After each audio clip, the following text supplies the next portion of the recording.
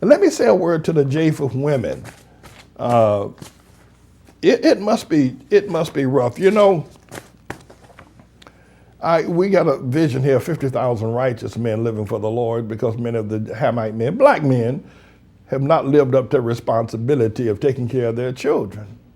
And so I've been preaching about that and trying to get return the fathers back to their children, as the prophet Elijah is scheduled and given to do. But you know, I'm going to ask the women of our church to pray for you, Japheth women married to the Trump supporter. It must be hell getting in bed with that man. I mean, it must be hell watching him talk to his friends. You got to sit there in the truck, or sit there in the house, or sit there in the car, or sit there on the job, or watch your boss, and he's your boss, and we'll fire you. You know, even if you're a lawyer or a doctor, and your boss is a Trump maniac, and you're looking at you know, you can understand people excited about, you know, having a president and all that, but Trump is such a degenerate, and you got to put up with this. You can't say anything, you're gonna get fired. You say anything to your husband, y'all, you know, then it's you're trying to keep the household together, you're trying to stay there, but you Japheth women, I'm gonna ask the 7 evangelist women to start praying for you Japheth women. Now we got the trial coming up in the Senate. Mitch McConnell, Mr. Turkey Nick, Mitch McConnell, he's acting like he and that Lindsey Graham boy, and they done start acting like, you know, they done start acting like stock raving fools over this boy Trump. Talking about we ain't gonna have no witnesses and our mind is already made up. And what's you know, I'm going to ask the women of the 7 evangelists, you 7, the Mary Magdalene Mirror Ministry, start praying for these Japheth women who got to put up with these crazy husbands. And by the way, brothers, I'm not trying to make life difficult for you. That's not what I'm trying to do. I'm trying to ease up on your wife and your sisters and your mothers and your employees, your women employees, you Japheth women. You know, you got to deal with this. And you look at this, you wonder, when is my husband gonna wake up? Well, what is wrong with him? And then you're looking, well, you know, I thought I loved him, and does he hate black people? What is it that's making him act like this? What is it that's making him this hook, line, and, you know, many of you Japheth women, when you married your husband, you thought he was a leader. You thought he was a man of his own conviction. You didn't think anybody could panty waist your husband. You're thinking about it could whoop your husband into a little old girl, the way Trump has whooped these congresspersons. It whooped Mitch McConnell.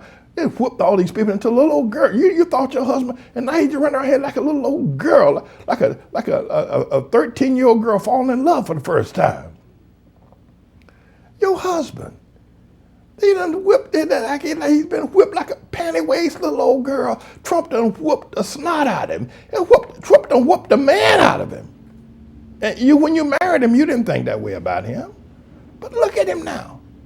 And then he's against me, Pastor Manny. He's against me, you know, want to raise up against me. I'm a stomp down man. That's right. So, and I'm a man of character. See, I can stand. I stood against Obama. Stand against Trump. I stand against your husband, your boss too. That's right. I'm a stomp down man. That's Pastor Manny. You stand up there, that man stand up there in Harlem. God, I love that man, Pastor Manny. He stand up there in Harlem and talk to them black people up there in Harlem. I mean, we can speak the whole stomp down tree. He put Al Sharpton out of business. Let him march against Obama. Pastor Manny, that's the kind of man I'm talking about. Now, that's what I'm talking about. I'm talking about a stomp down man. Stomp down man.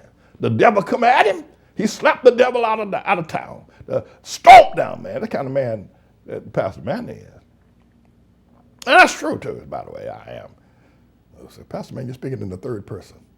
I didn't know you knew English well enough to discern that. Anyway, so yeah, you know, we come on over and you say, well, you know, sit down at the kitchen table with your husband, right?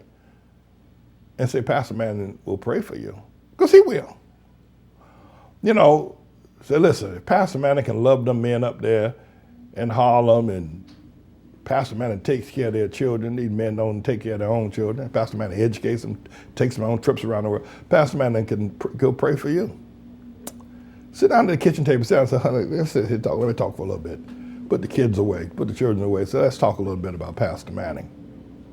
Remember Pastor Manning performing our wedding ceremony. Remember that? You know, there was one couple who got married. I think the woman was scared to marry him, but she went ahead and did it anyway. She did it on New Year's Eve, right here in our church.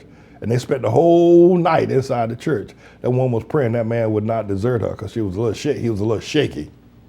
I don't know where they're at now. God only knows where they're at. I don't know if God knows what they're doing now. But many of y'all, I perform your wedding ceremonies, you know, and you turned on me.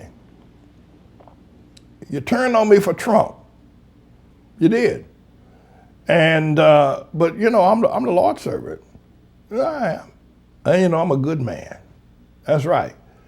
And you look around every now and then, you might log on to see what's happening. You log on to Facebook or YouTube or something, and you see, so Pastor Man is still they're still doing great work. He's still preaching. Look at him. Look good. Elizabeth looks like a queen. Lord have mercy, the man. I thought the man would have fallen by now. I thought when we left, and I thought when he left Trump, I thought there wasn't going to be, that'd be the end of, several years ago, I was a part of the Baptist Ministers Conference of USA Incorporated and Metropolitan Baptist. Anyway, so when I stepped out of the conference, a lot of the preachers said, he can't make it without a conference. His church going to fall now. It's going to all be gone. And, that was 35 years ago. They must be amazed at how wonderful. I'm the Lord's servant. I thought I told y'all that before. I'm the Lord's servant. This is a bit of a news blog we do looking at spiritual wickedness in high places for the most part, making some observations about it and giving people a biblical foundation to the way of interpreting rather than have Sean Hannity or Laura Ingraham or Janine Pirro or Anderson Cooper or Rachel Maddow or Don Lemon, Rush Limbaugh interpret what's going on in the world. You come to me and I'll tell you based on what the Word of God says. They'll just give you their worldly, sinful view. But the Manning Report will tell you what God has said, whether to say yea or nay, whether to go or to stay. You'll be led by the word of Almighty God. Come to the Manning Report on a daily basis to interpret the spiritual wickedness in high places, because there's plenty of it that's going on. And so I'm the Lord's servant, James David Righteous Rebel Manning, and I'm here to serve you with news and information.